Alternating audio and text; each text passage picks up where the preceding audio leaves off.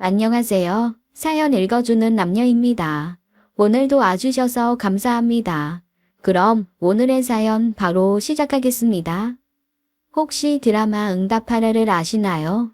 그 시리즈에 보면 유난히 장난기가 많고 코미디언 말들 다 따라하고 유행어 따라하는 캐릭터가 하나 나옵니다. 저는 시리즈를 보면서 어라, 우리 시아버님이 젊으셨을 때 딱 저랬겠는데? 라는 생각을 했어요. 저희 시아버지는 엄청 장난이 많으신 분입니다. 연세는 적지 않으세요. 올해 76 딱 되셨거든요. 그런데도 어찌나 소년 같고 장난꾸러기 같으신지 여전히 첫째 며느리인 저만 보면 유행하는 유행어를 어떻게 써볼까 눈이 반짝반짝하는 게 느껴질 정도입니다. 그런데 시어머니도 그렇고 두 아들은 시아버지의 그런 장난을 일절 받아주지 않아요. 평생 너무 지겹다는 거죠. 제 남편은 아버님이 뭔가 장난이라도 치려고 하면 딱 정색을 하면서 아버지 그만 아무것도 하지 마세요. 더 이상 하지 마세요. 그냥 가만히 계세요. 라는 얘기가 자동으로 나올 정도입니다. 그래서 제가 한 번쯤 받아줘도 되는 걸 왜 그러냐고 물어봤어요. 그랬더니 남편이 들려준 얘기가 아주 충격이었습니다. 학교 다닐 때 갑자기 학교로 전화가 왔었대요. 아버님이 갑자기 쓰러지셨다고요. 어떤 남자가 전화를 해서 자기가 아빠 친구인데 집에 갔더니 아빠가 쓰러지셨다며 얼른 학교 조퇴하고 집으로 오라고 했다는 겁니다. 당시 남편 담임선생님이 진짜 엄해서 어지간한 일에는 절대 조퇴를 안 시켜주시는 분이었는데 그날은 남편 보고 얼른 가방 가지고 나오라고 해서 직접 집 근처까지 태워다 주셨대요. 그리고 아버지 어떠신지 꼭 내일 학교로라도 연락하라고 신신당부하고 가셨다는 거죠. 너무 놀라서 남편이 울면서 집에 갔는데 어라, 아버님이 멀쩡하시더라는 거예요. 그래서 남편이 황당해서 이랬대요. 아니 아빠, 쓰러졌다고 학교에 전화했잖아요. 너희 야간자율학습 어지간하면 못 빠진다며. 아빠가 쓰러졌다고 하면 야간자율학습 빠져도 되잖아. 아이고 어서 와. 삼겹살 먹자. 삼겹살은 바로 구웠을 때 맛있어. 너무 당황스러워서 아무 말도 생각이 안 나더랍니다. 사실 며칠 전에 아버님한테 한번 그런 적이 있었대요. 야간 자율학습에 빠지고 싶은데 누구 하나 쓰러지거나 아프거나 돌아가시지 않으면 야간 자율학습 못 빠진다고 우리 선생님이 그랬다고 말이죠. 그 얘기를 듣고 아버님이 본인이 쓰러졌다고 거짓말을 하신 거죠. 야, 아빠 연기 진짜 잘하지 않았냐? 내가 너희 선생님 혹시 내 목소리 알까봐 허도 딱 맞고 사투리 섞어가만 말했는데 어때? 딱 속은 거 같지? 그날 남편은 알았답니다. 우리 아빠 감적이구나. 개그의 진심이고 상황극의 진심이구나. 우리 아빠한테 뭐 함부로 말하면 큰일 나겠다 하고 말입니다. 그것뿐만이 아니었어요. 만우절이면 항상 남편과 서방님은 전전긍긍 했다고 해요. 대체 아버님이 무슨 장난을 칠지 몰랐어요. 아버님 장난은 스케일도 크고 시나리오도 아주 치밀했다고 했습니다. 한 번은 아들들이 속이겠다고 만우절에 이삿날을 잡고 몰래 이사를 가신 적도 있다네요. 하교한 아들들이 빈집 보고 당황하라고요. 어머님은 그런 장난을 너무 싫어하셨지만 아버님이 치는 장난에 같이 협조 안 하는 것만큼 아버님이 크게 화를 내는 경우도 없어서 어쩔 수 없이 동참하시곤 했대요. 결국 나중에 성질내는 아들들 감당은 어머니 몫이고요. 제가 처음 결혼 앞두고 인사 갔을 때도 아버님이 저한테 장난을 한번 치신 적이 있어요. 분명 만나기 전에는 제 얘기 듣고 그런 며느리가 우리 집에 들어와 준다는 거는 복이다. 큰애 네가 공부도 못하고 잘생기지도 않고 회사도 좋은데 안 다니고 그래서 새끼 저거 박복한 놈이로구만 이라고 생각했는데 세상에 마누라 복 있으려 그랬나 보다 라면서 제 칭찬을 하셨다길래 저는 솔직히 긴장을 안 하고 아버님을 만나러 갔었거든요. 그런데 제가 딱 들어갔는데도 응, 너냐? 앉아라. 이 말씀만 하시더니 계속 저는 쳐다보지도 않으시는 거예요. 그런데 저도 은근 촉이 있거든요. 그리고 남편한테는 아주 나중에 말했지만 대학교 때 개그 동아리였어요. 딱 아버님 하시는 얼굴을 보니까 저희 선배들이 개그하기 전에 밑밥 가는 장난스러운 얼굴이더라고요. 일부러 저한테 쌀쌀맞게 하면서 제 반응을 보고 뭔가 한 방 날리려고 하신 거였죠. 또 제 몸 안에 있는 개그의 피가 그거를 가만둘 수가 없었습니다. 그래서 저도 그렇게 쌀쌀맞게 구시는 아버님한테 아무렇지도 않게 대했죠. 아버님이 에이 이거 맛없다. 그러면 왜요? 전 맛있는데요. 이렇게 대답하고 아버님이 예 이건 짜다. 그러면 어머 달다 이러면서 아버님과 완전히 반대되게 아버님을 계속 당황스럽게 만들었습니다. 그러자 아버님은 뭐라 너는 지금 장난치려고 밑밥 가는 건데 왜 그게 안 먹히지? 이거 어느 시점에서 장난이었다고 얘기를 해야 되나? 하면서 당황하신 기색이 역력하더라고요. 그때서야 제가 쌩긋 웃으면서 그랬죠. 속았죠 아버님? 메롱. 세상에 시어머님이랑 남편이 그렇게 웃는 거를 전 처음 봤습니다. 사실 며느리가 처음 만나는 자리에서 시아버지에게 감히 메롱이라고 하겠습니까? 그런데 저희 시아버지는 그게 너무 좋으셨던 거예요. 누구도 자기의 장난을 안 받아주고 며느리한테 틱틱거리면서 장난치려고 밑밥 가는 걸 시어머니가 계속 옆에서 째려보면서 툭툭 쳐서 말리려고만 했는데 제가 그거를 얼른 알아채고 거기에 대해서 더 큰 장난으로 갚으니 시아버지가 정말 파한대소하시더라고요. 그날 저랑 시아버지는 메롱 이거를 대체 몇 번씩 주고받았는지 모릅니다. 나중에 남편이 그러더라고요. 와, 세상에. 시아버지 처음 만나는 자리에서 메롱하는 여자는 전 세계에서 네가 유일하고 최초일 거다. 라고 말이죠. 유일하고 최초인 며느리인 저는 시아버지의 사랑을 몫이 듬뿍 받았습니다. 시아버지는 저를 만날 때마다 항상 장난칠 준비를 단단히 하고 오셨어요. 저도 시아버지를 만나기 전엔 항상 개그 프로그램을 보면서 최신 유행어나 개그맨들이 하는 행동 같은 것들을 익히고 갔을 정도였죠. 그렇게 저희가 죽이 착착 맞는 시아버지와 며느리였습니다. 오죽하면 시어머니는 고개를 설레설레 흔들면서 이렇게 한탄하시곤 했어요. 아이고 시아버지 늙어서 힘 빠진 줄 알았더니 힘 넘치는 며느리가 들어와가지고 공갈이 더 심해졌어. 아이고 내 팔자야. 아이고 내 팔자야. 하지만 말은 이렇게 해도 시어머니는 종종 제게 고맙다고 하셨습니다.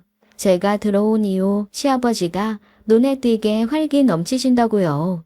대신 너무 심한 장난 치시려고 하면 꼭 미리 알려달라고 하시더라고요. 이제 어머니도 늙어서 심장이 떨린다면서요.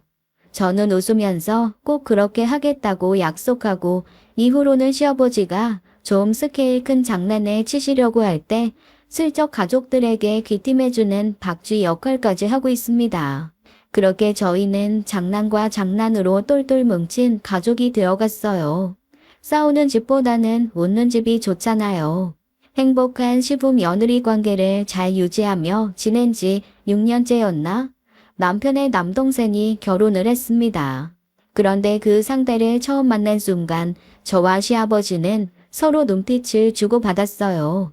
이건 쎄하다. 저 사람한텐 절대 장난치면 안 되겠다는 느낌이었죠. 쌀쌀맞기가 얼음왕국 여왕 저리가라였습니다. 저희는 웃음꽃이 넘치는 집인데 동서는 웃으면서 핀 꽃도 꽝꽝 얼려서 깨뜨려버릴 그런 인상이더라고요. 만나자마자 시아버지가 장난을 한두 번 치려고 했는데 어찌나 냉정하게 딱딱 끊어내던지 오히려 제가 민망해서 있는 대로 푼수를 떨고 하지 뭡니까. 그랬더니 나중에 들려온 얘기가 가관이었습니다. 형님은 정신이 좀 이상하신 거야? 아니면 푼수신 거야? 이렇게 물어봤다고 하더군요. 서방님은 그걸 또 제 남편한테 말하면서 걱정을 하더랍니다. 앞으로 형님 동서 사이에서 형이랑 자기 사이도 나빠지면 어쩌냐고 말이죠. 아, 이 집 형제들 사이 참 좋거든요. 아버님의 장난이 만들어낸 순기능이기는 한데 두 사람이라도 똘똘 뭉쳐야 그 장난에서 살아남을 수 있으니 뭔가 애매한 전우애, 동지애, 동료애 이런 것으로 단단하게 구축된 형제애를 가지고 있습니다. 그러니 각자 마누라 치마폭에 쌓여서 서로 싸움질할 형제는 아니라는 거죠. 서방님이 어떤 의도로 그 걱정을 했는지 남편도 잘 알기에 저한테 전해준 거고요. 남편이 얘기를 전해주면서 이러더라고요. 야, 이거 너한테 전해주는 이유 하나야. 우습게 보이면 큰일 나겠어. 와, 만만한 사람 아니야. 세상에 처음 본 형님한테 그래도 풀수가 뭐냐, 풀수가. 뭐 살짝 기분이 나빴지만 세상에는 이런 사람도 있고 저런 사람도 있으니깐요. 그냥 시아버지 장난은 지금까지처럼 저만 그냥 받아줘야겠다는 생각을 했습니다. 그런데 시아버지도 나이가 점점 드시고 기운도 떨어지시고 둘째 며느리는 영 받아줄 생각을 안 하면서 맨날 저랑만 티키타카 하시다 보니까 조금 지치시는 모양이더라고요. 어느 순간부터는 시아버지 장난도 조금씩 줄기 시작했습니다. 뭐 그렇다고 아예 없어지진 않았고요. 저는 사실 아버지가 일찍 돌아가셔서 시아버지랑 그렇게 노는 게 정말 행복하고 좋거든요. 뭐랄까, 저 5학년 때 아버지가 돌아가셨는데 친구들이 사춘기 지나면서 아빠에 대해서 계속 투덜거리는 거예요. 왜 아빠들은 사춘기 겪는 딸한테 어떻게 다가갈지 몰라서 굉장히 이상한 개그하면서 슬금슬금 다가오잖아요.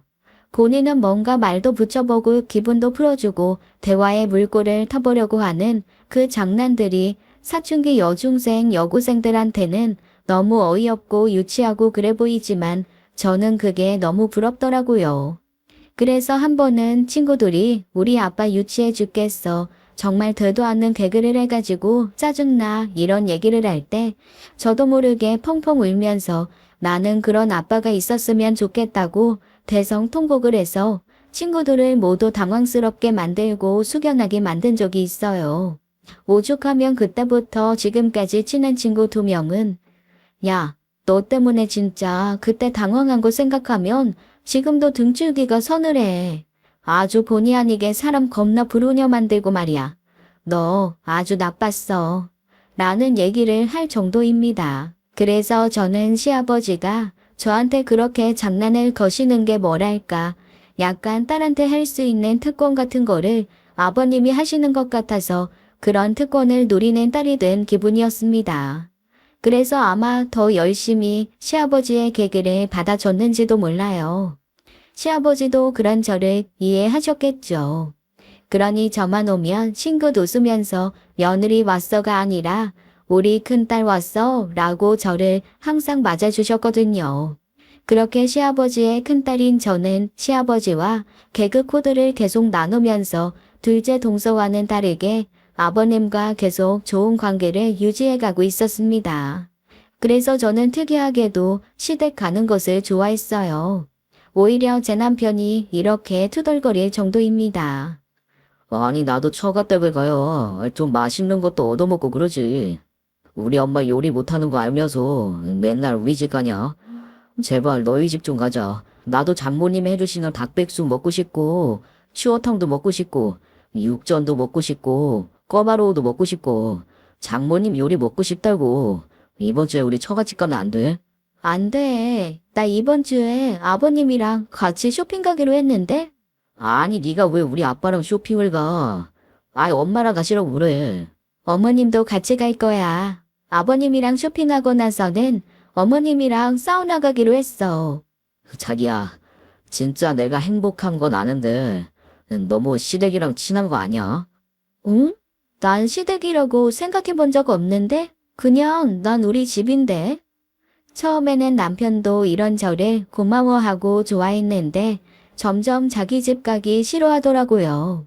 그래서 혼자 가는 날도 여러 번 있었죠. 시아버지는 그런 저한테 맨날 우리 큰딸 하면서 예뻐해 주셨습니다. 그런데 그때는 몰랐어요. 그냥 제가 좋아가지고 이렇게 왔다 갔다 하는 게 동서한테는 스트레스가 될 거라는 걸 말이죠. 하긴 제가 눈치가 좀 없기는 해요. 대학교 때 개그 동아리 할 때도 저 되게 눈치 없는 캐릭터로 히트 쳤었거든요. 옆에서 심각한 일 벌어지고 있는데 혼자 눈치 없이 딴소리하는 그런 걸로 웃기는 거예요. 그게 개그를 자꾸 하다 보니까 일상이 되고 습관이 됐는지 일상생활에서도 그렇게 눈치가 있는 편은 아닙니다. 어느 날 동서가 저한테 전화를 하는 거예요. 형님, 며느리 중 하나가 너무 특출나게 시댁에 들락거리면 나머지 며느리 하나가 좀 힘들어질 거라는 생각은 안 하시나요? 그게 무슨 소리야? 형님이 그렇게 뻔질나게 매주 드나드시는데 제가 한 달에 한 번, 두 달에 한 번 가는 거 어머님 아버님 성이나 차시겠어요? 그러니까 자꾸 저한테도 너도 좀 와라, 너도 좀 와라 하시잖아요. 근데 저는 형님처럼 집에서 노는 사람도 아니고 일이 있는데 어떻게 그렇게 매주 가겠어요?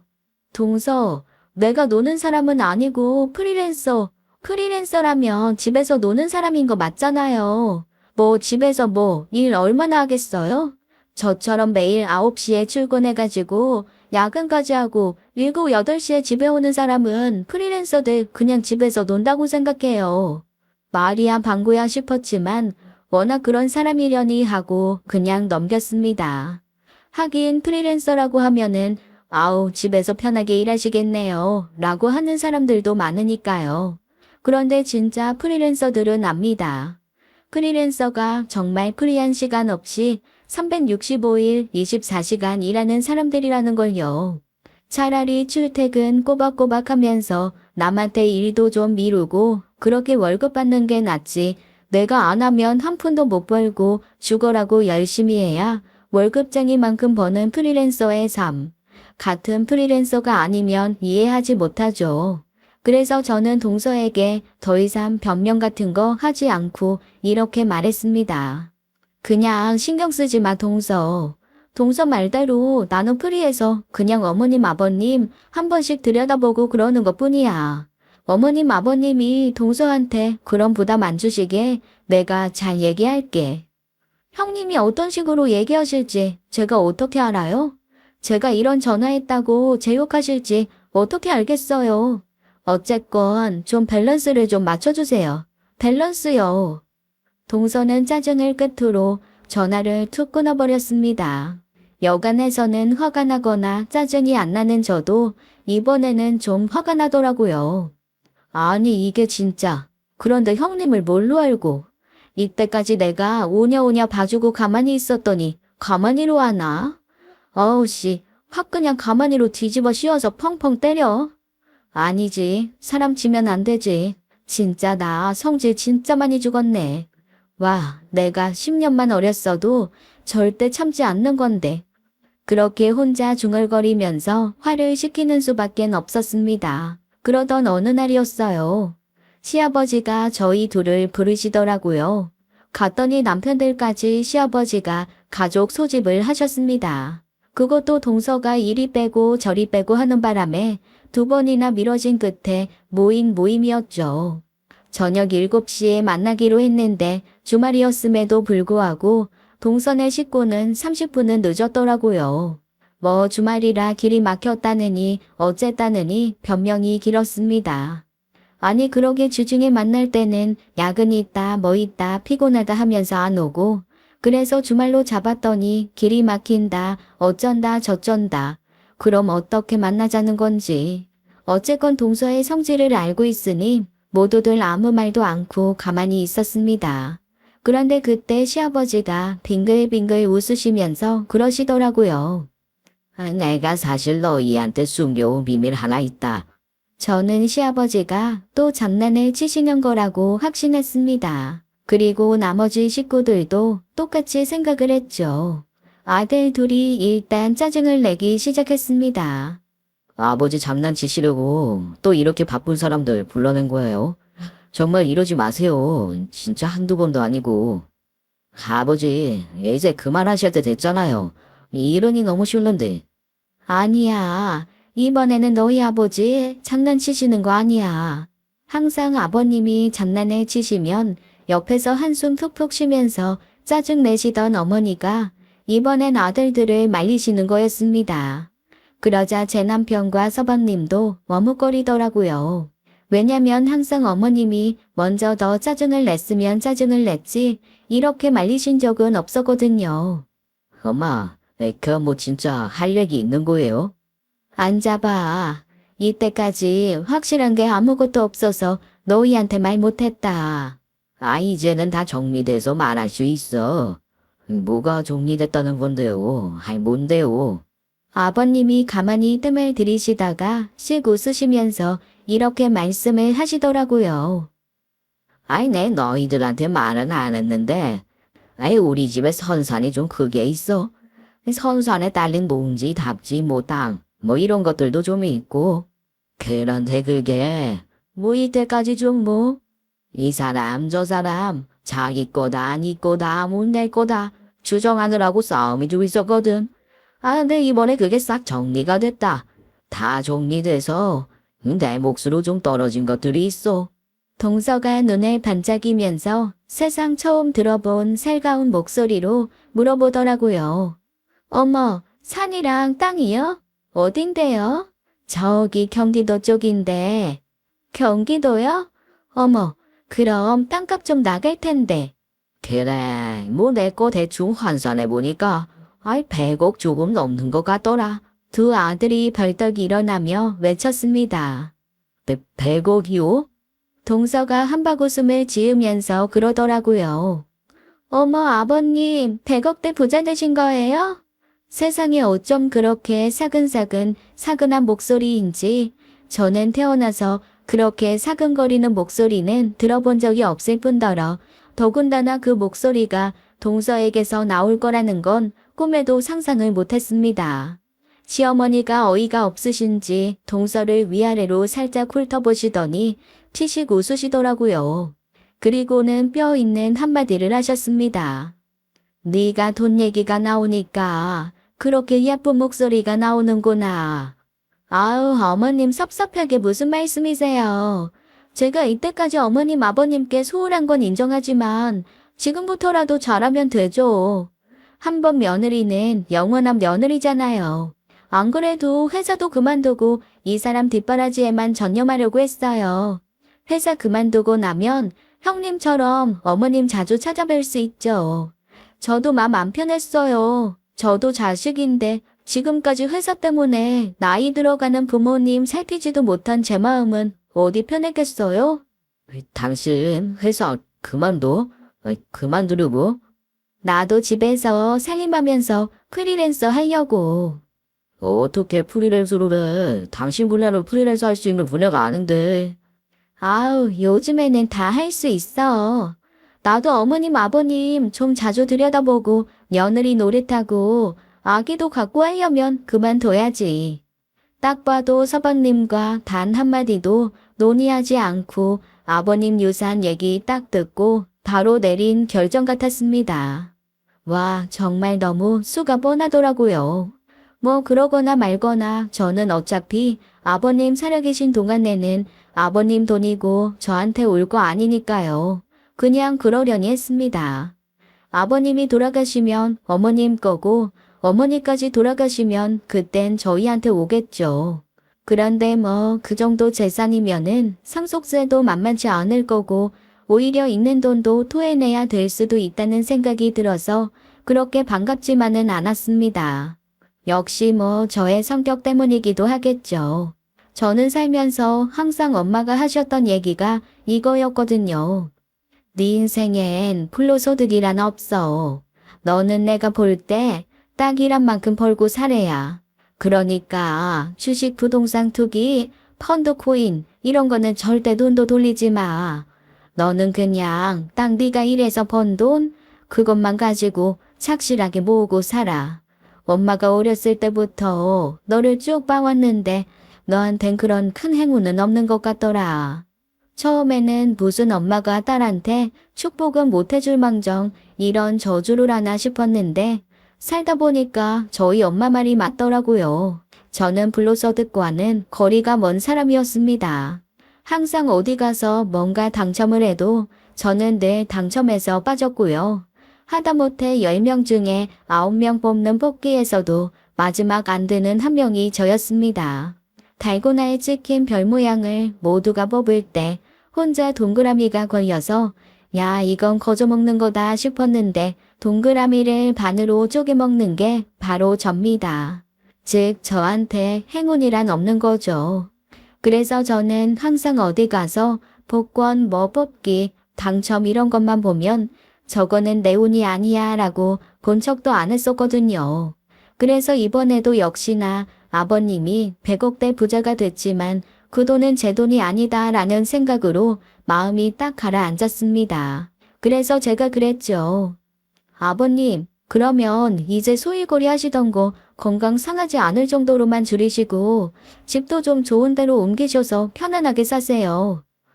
안 그래도 저기 이 집도 너무 낡고 해서 너희 엄마 더 늙기 전에 저기 마당 있는 주택 한 부 살게 해주려고 한다. 아이 그래서 요 근처로 마당 있는 작은 주택 하나 알아보고 원래 계약도 했어. 아우, 잘하셨어요. 어머님 소원이 텃밭 가꾸시는 건데. 시아버지는 신나서 이사갈 집 얘기를 하시더라고요. 거실에 통창이 시원하고 30평 정도 되는 마당이 넓은 집이라고요. 뒤쪽에도 작은 공간이 있어서 거기는 시어머니가 아파트에서도 포기 않고 애지중지하셨던 장독들을 놓고 앞마당에는 작은 텃밭을 가꾸실 거라 했습니다. 지금 사시는 곳에서 그다지 멀지 않은 곳이라 저희도 오며 가며 봤던 집이라서 다들 그 집 좋다고 한마디씩 할 때 동서가 살짝 셀쭉하면서 그러더라고요. 아우, 원래 돈이라는 건 그냥 가만히 두고 지켜야 그게 보존이 되는 건데. 그렇게 부동산에 쓰고 어디에 쓰고 그러면은 목돈도 금방 날아가던데요. 아버님, 이 집도 좋은데 굳이 왜 이사를 가세요? 그러자 아버님이 동서한테 처음으로 냉정하게 이렇게 말씀하시더라고요. 아직 나 살아있다. 응, 너희들 돈 아니야. 그러자 서방님이 몹시 당황한 얼굴로 자기 아내를 툭툭 치면서 아버님께 말했습니다. 아유, 아버지 이 사람 그런 뜻으로 한 얘기 아닌 거 아시잖아요. 그럼 당연히 아버지 돈이죠. 마음껏 쓰세요, 마음껏. 당신은 왜 그래 진짜. 아니, 말이야 바른 말이지 뭐. 목돈 건드리면 푼돈 되는 거 그거 사실 아니야? 아이 목돈이 되건 폰돈이 되건 내가 알아서 할 테니까 신경 들 거. 자, 나는 어쨌건 오늘 할 얘기 다 했으니까 가라. 그런데 이게 웬일입니까? 아버님이 조금만 더 있다가 가라고 해도 집에 가봐야 된다고 항상 먼저 일어나서 쌩하니 도망가던 동서가 그러는 겁니다. 아니에요. 좀 더 있다가 가죠 뭐. 어차피 저녁 시간도 훌쩍 넘었고. 제가 뭐 좀 시킬까요? 우리 밥 다 먹었다. 요즘에는 간식도 와요. 아버님 달달한 거 좋아하시잖아요. 뭐 빵이나 케이크 같은 거 시켜드릴까요? 아니야. 아니 나 당 있어서 단 거 안 먹어. 시부모님이 이것도 싫다 저것도 싫다 하시니 동서가 시무룩하게 그러면 집에 가겠다고 일어나더라고요. 그러자 아버님이 동서네 식구는 잘 가라고 하시면서 저희한테는 할 말이 있으니까 조금 더 남아있으라고 하셨습니다. 그 말을 듣고 동서가 정말 눈에 불을 켜고 달려들대요. 왜요? 왜 형님만 남아있어요? 저희도 똑같은 자식인데 저희한테도 말씀하세요. 누가 보면 사람 치는 줄 알겠더라고요. 황당한 얼굴로 시아버지가 그러셨습니다. 아이고, 아주 화장실 등 좀 고쳐달라고 할 거야. 이도 고칠 수 있는데요. 여보, 자기가 가서 좀 고쳐. 정말 어이가 없었습니다. 이때까지 서방님이 단 한 번도 못질 전고 가는 거, 경처 삐걱거릴 때 기름 뿌리는 거 등등 한 번도 그런 걸 하는 걸 본 적이 없거든요. 서방님 결혼 전에 어머님 아버님이랑 같이 살 때 한 번 집에 갔더니 반색을 하더라고요.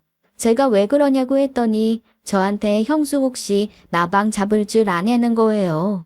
아니 좀 징그럽기는 해도 나방 못 잡는 사람이 어디 있겠어요. 그래서 왜 그러냐고 그랬더니 자기 방에 작은 나방이 하나 들어왔는데 자기가 그걸 못 잡아서 이틀째 방문을 닫고 거실에서 자고 있다나요. 나방 좀 잡아달라고 하더라고요. 그래서 제가 한숨 푹 쉬고 방으로 들어갔더니 나방이 있기는 했습니다. 거짓말 하나 안 보태고 딱 2cm 정도 되는 아주 작은 나방 하나가 창문에 붙어서 다 죽어가고 있더라고요. 그거 잡아준 이후 저를 히어로처럼 보는 게 우리 서방님입니다.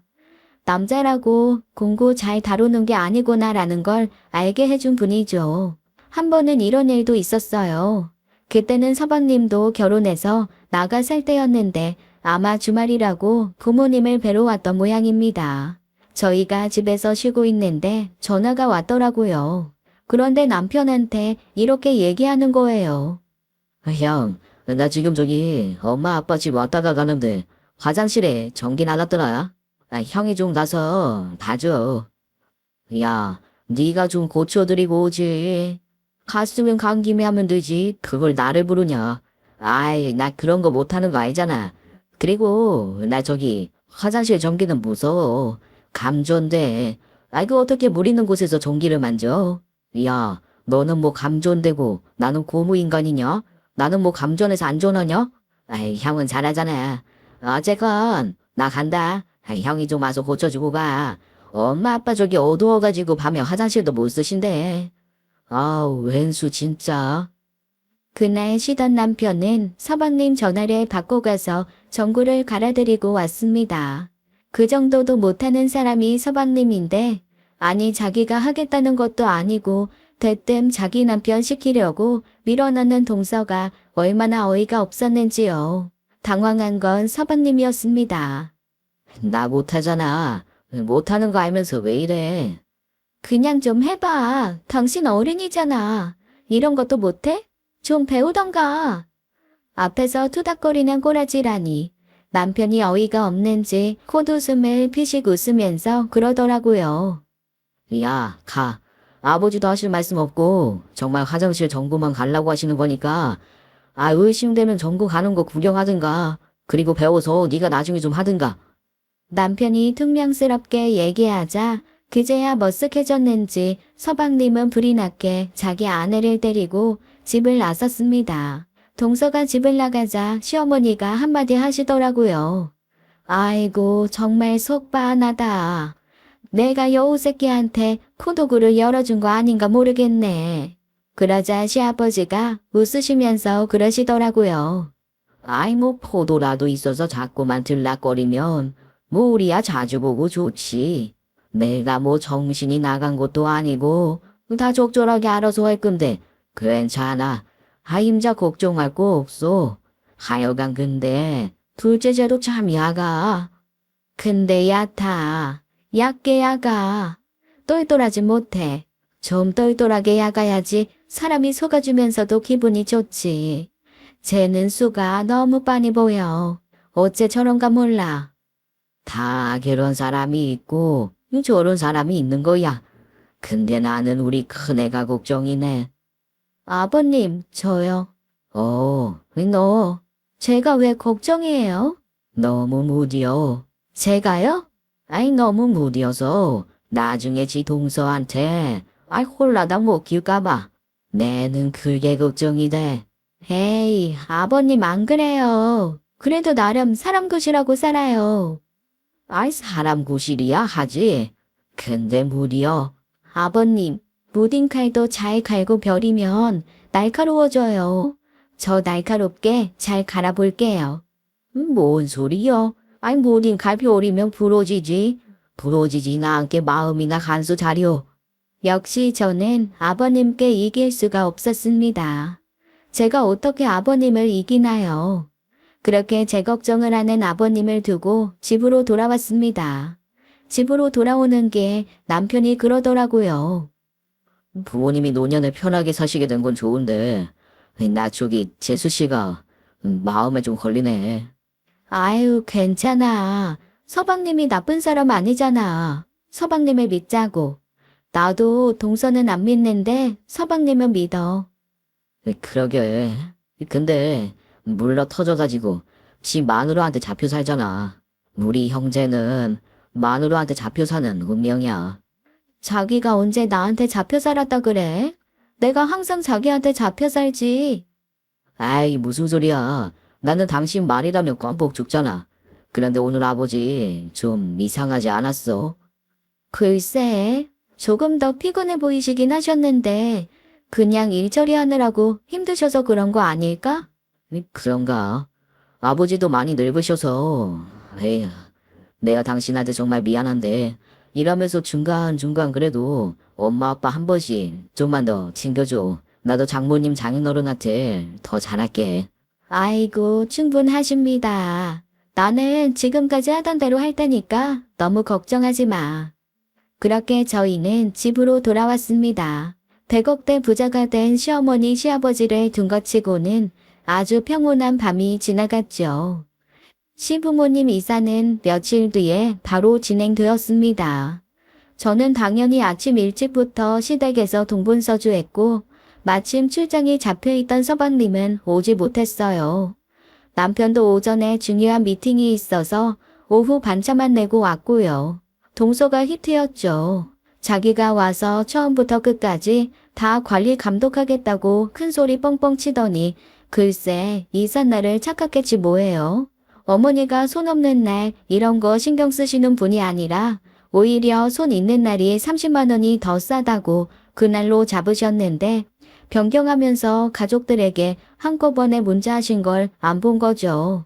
안 그래도 이사하면서 동서가 안 보이는데 괜히 전화하면 재촉하는 것 같고 어쩐지 좀 그래서 연락 안 했거든요. 정신이 없기도 했고요. 막 이삿짐 다 풀고 그릇 하나하나 닦아서 넣어두는데 그제야 생각이 나더라고요. 오후 3시쯤 되었나 그때 전화를 했더니 안 받대요. 바쁜가 보다 하고 넘겼는데 정리 다 끝내고 6시 반쯤 됐을 때 어머니에게 전화가 온 겁니다. 어머니, 어디세요? 어디긴 집이지. 집 어디요? 어디긴 이사한 집이지. 넌 무슨 애가 네가 다 할 것처럼 하더니 하루 종일 연락도 안 되다가 갑자기 이게 무슨 전화야? 이사 오늘이었어요? 내일 아니에요?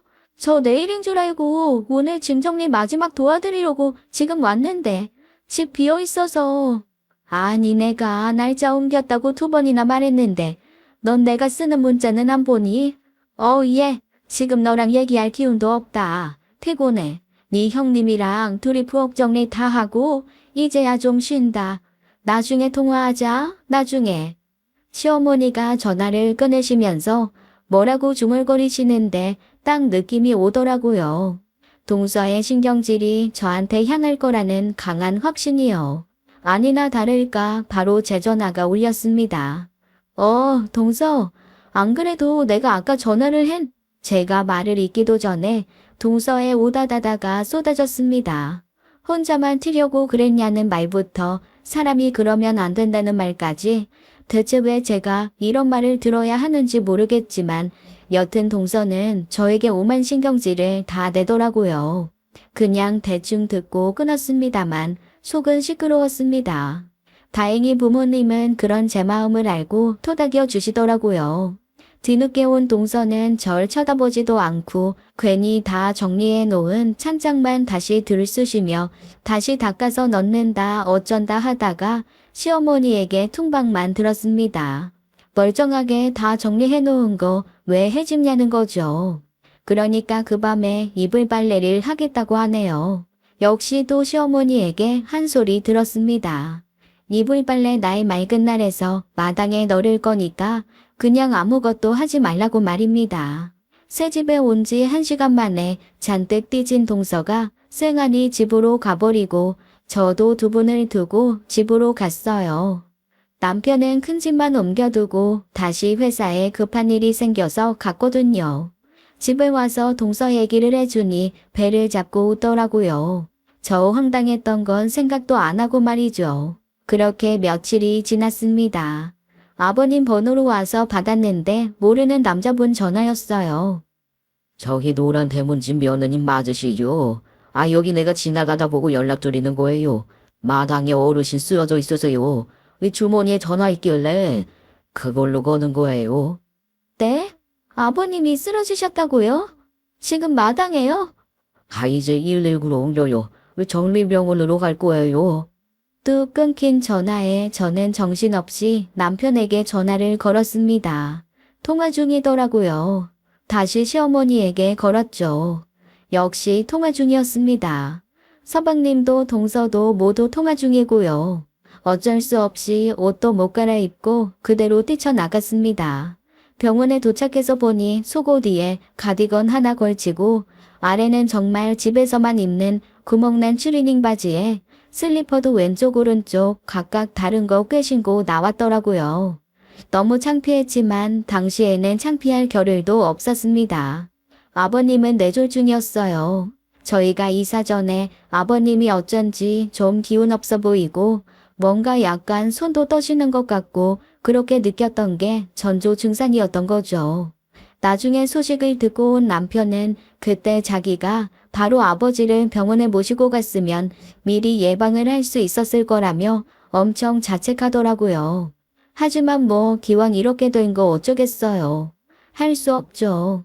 그렇게 며칠 동안 병원에 계시던 시아버지는 다리랑 팔 한쪽이 약간 불편하신 상태로 퇴원했습니다.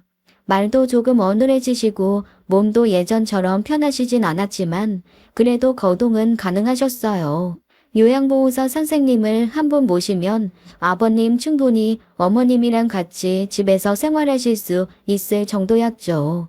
뭐 저도 어머님 아버님 자주 뵈러 갈 거니까 아버님 식사 지원이라던가 화장실 가는 거 도와드리는 거 목욕시켜 드리는 거 이 정도만 누가 한 명 도와주면 충분히 집에서 간병 가능하겠더라고요.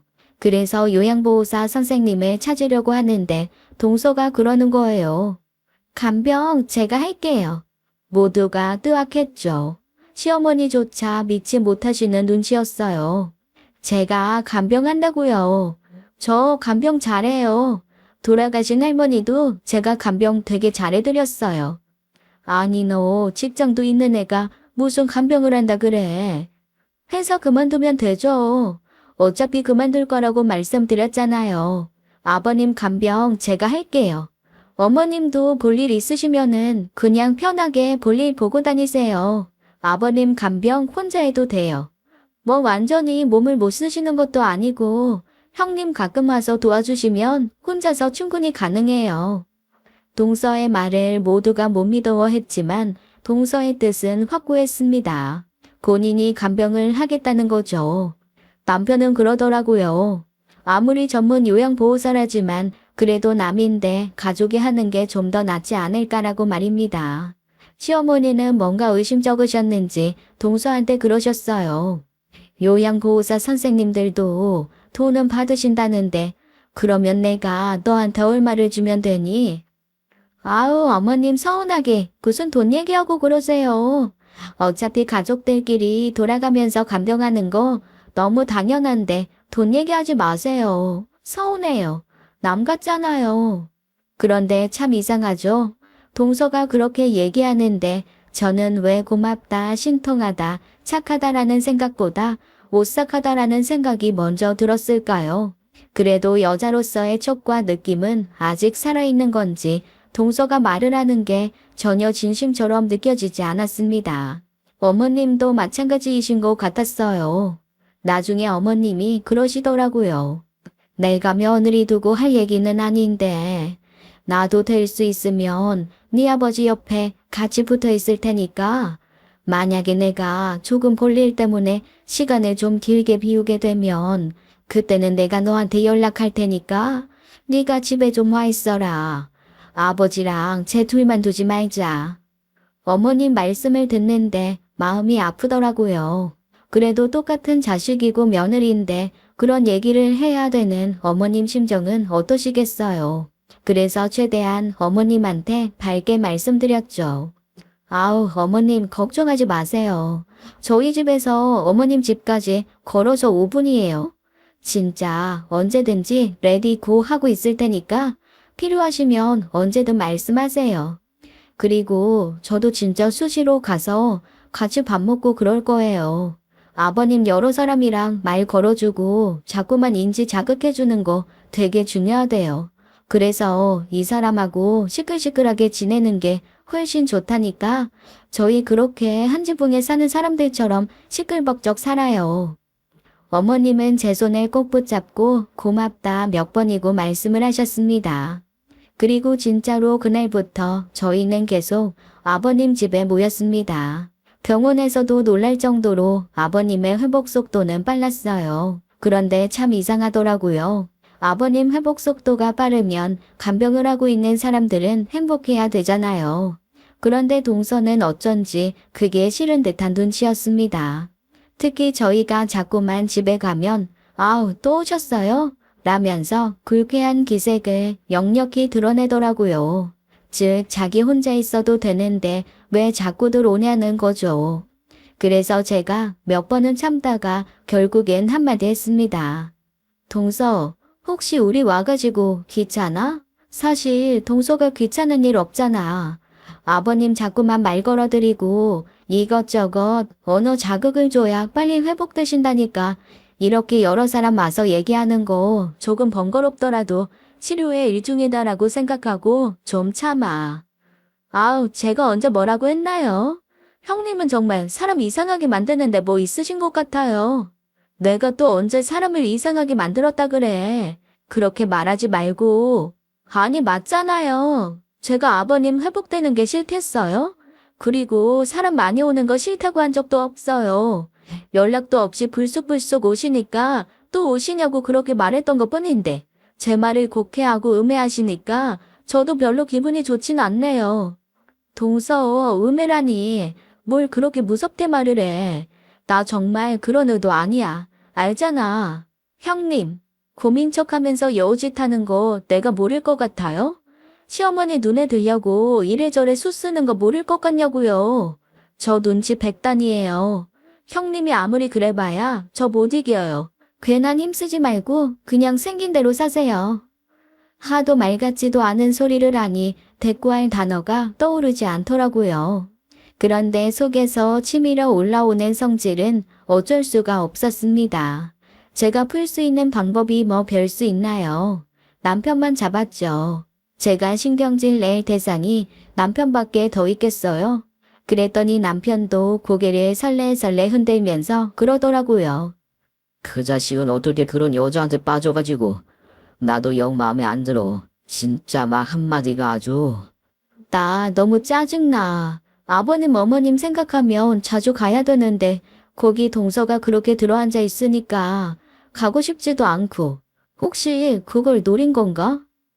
뭘 노리긴 뭘 노려. 그래, 그런 사람은 아니겠지. 그냥 성질이 이상한 거라고 생각하자. 성질이 이상해도 너무 이상하잖아.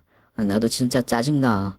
그래도 어쩌겠어요. 어머님이 혼자서 동서랑 같이 있는 거 생각하면 저는 또 동서한테 눈총받을 걸 생각하면서도 시댁으로 발걸음이 옮겨지더라고요. 그날도 아버님, 어머님, 그리고 저희 부부, 동서의 서방님까지 모두 모여서 점심을 먹고 있던 주말이었습니다. 날이 참 화창했어요. 마당에는 꽃도 피고 있었고요. 아버님, 꽃이 너무 예뻐요. 가까이 가서 꽃 보실래요? 아버님이 약간 정확하지 않은 발음으로 그러겠다고 하셨습니다. 그래서 저는 휠체어에 아버님을 태워서 살살 마당으로 나갔죠. 마당 아래서 꽃을 보는데 갑자기 아버님이 경련을 일으키시는 거예요. 너무 놀랬습니다. 경련을 일으키고 갑자기 입에서 거품도 나고 눈도 뒤집어지고 정말 제가 기절하는 줄 알았습니다. 급하게 앰뷸런스가 오고 아버님이 실려가셨는데 정말 아무 생각이 안 나더라고요. 두 아들이 앰뷸런스에 같이 타고 가고 저는 시어머니를 모시고 택시를 잡아 탔습니다. 그때는 너무 정신이 없어 동서가 같이 가는지 마는지도 신경 쓸 겨를이 없었죠. 허둥지둥 병원에 내렸는데 남편과 서방님이 병원 밖에 서 있더라고요. 아버님은 어떠셔? 아우, 진짜 우리 아빠 진짜. 왜? 잠깐 속이 울렁거려서 토하신 건데 그 순간에 또 장난이 치고 싶으셨대. 그래서 쓰러지신 척했대. 앰뷸런스 안에서 바이탈이고 뭐고 다 정상이었고 병원 도착할 때쯤에 눈 뜨시더니 괜찮다 하시더라고. 그래도 혹시 모르니 검사해보자고 병원 등록하는데 슬그머니 와서 그러시는 거야. 진짜 괜찮다고. 앰뷸런스 타고 반쯤 왔을 때부터 정말 괜찮아졌는데 그냥 계속 아픈 척 하셨다고. 나 오늘 영감 내가 없앨 거야. 오늘 내 손에 네 아버지 초상 치른다. 이 영감탱이를 진짜. 그때 아버님이 민망한 얼굴로 슬슬 병원 밖으로 걸어 나오시더라고요. 아이 미안하다. 내 모망이 났나벼. 아이 그냥 갑자기 내가 쓰러지면 다들 깜짝 놀라겠지라는 생각이 들어서 한번 쓰러져 봤다. 아우, 아버님, 장난을 치실 게 있고 안 치실 게 있죠. 진짜 심장이 다 뚝 떨어져 죽는 줄 알았어요. 아버님, 다시는 그런 장난치지 마세요. 진짜 너무 놀랐다고요. 아유 미안해. 저희 진짜 놀랐어요 아버지. 한번 진짜로 쓰러지신 전력도 있고 이런 거는 장난치시면 안 되죠. 아니 아버지예요. 나이 들수록 애가 된다고 하지만 이거 너무한 거 아니에요? 평소 순하기로 유명한 제 남편이 아버님께 버럭버럭 성을 내더라고요. 아버님은 너무 민망해서 안절부절 못하시면서도 저한테 슬그머니 이러셨습니다. 아이 많이 놀랐냐. 이게 원래 며칠 전에 만우절에 하려고 했었는데 그때 하면 너가 안 속을 것 같아서 내가 며칠 기다렸다. 그런데 그 순간 왜 이렇게 눈물이 나던지요. 저한테 장난을 치고 싶어하는 아버님 마음도 알겠고 아버님이 돌아가시면 이런 장난도 못 겪겠구나 하는 생각도 들었습니다. 저한테만 슬그머니 얘기하는 아버님 모습도 짠해서 저는 그만 털썩 주저앉아서 펑펑 울고 말았어요. 몹시 복합적인 감정이었는데 다들 제가 엄청 효부라서 그런 줄 알더라고요. 그건 좀 민망했지만 그래도 눈물이 그치지는 않았습니다. 제가 하도 우니까 아버님은 머리를 긁적이시면서 계속 사과를 하시더라고요. 화도 나고 너무나 황당했지만 그래도 아버님이 무사하시다는 사실에 안도의 숨을 내쉬었습니다. 저희 아버님의 장난기를 아시는 주치의 의사 선생님이 따라 나와서 말씀하시더라고요. 큰일 아니어서 다행입니다만 이런 식으로 장난치시면 안 돼요. 어르신 이런 장난치시면 정말로 위급한 환자가 자칫 잘못될 수도 있어요. 정말 하시면 안 돼요. 라고 무섭게 말씀하시면서 아버님을 긴장하게 만들었죠. 그 말을 듣고 아버님은 다시는 그런 장난 안 치겠다고 찰석같이 약속을 하신 후 저희와 함께 집으로 돌아왔습니다. 그런데 문제는 거기서부터 발생했어요. 집으로 돌아오는 순간 저희 눈에 너무나 황당한 장면이 보였습니다. 사실 집으로 가는 길에 제가 물었거든요. 동서는요? 동서는 같이 안 온 거예요? 다들 나왔으니까 집 지키고 있겠죠 뭐. 아버지 무사하시다고 전화할게요. 아이, 뭐 저기 5분이면 집에 도착하는데 들어가서 얘기해. 그렇게 집에서 걱정하고 있을 동서를 떠올리며 부지런히 발걸음을 옮긴 건데 마당에서부터 보이는 동서의 모습이 너무 어이가 없는 겁니다. 집에 음악을 크게 틀어놓고 너무 신나게 춤을 추고 있는 거예요. 저는 처음에 동서가 미친 줄 알았습니다. 세상에 아버님이 쓰시던 이불이며 각종 옷이며 그런 거를 휘휘 날리면서 가라, 아주 가라, 썩 가라 이런 추임새를 넣으며 노래를 하고 있는 거 있죠. 제가 너무 당황해서 어머님 아버님의 얼굴을 봤는데 어머님 아버님은 이미 영혼이 빠져나간 표정이었어요. 서방님은 넋이 나간 얼굴이었습니다. 드물게 화를 내는 제 남편만 성이 나서 씩씩거리기 시작했죠. 미쳤구나 미쳤어.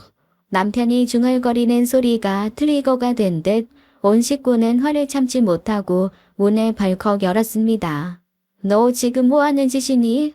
네, 조용조용 얌전하게 말씀하셨던 시어머니가 거럭 소리를 지르셨습니다.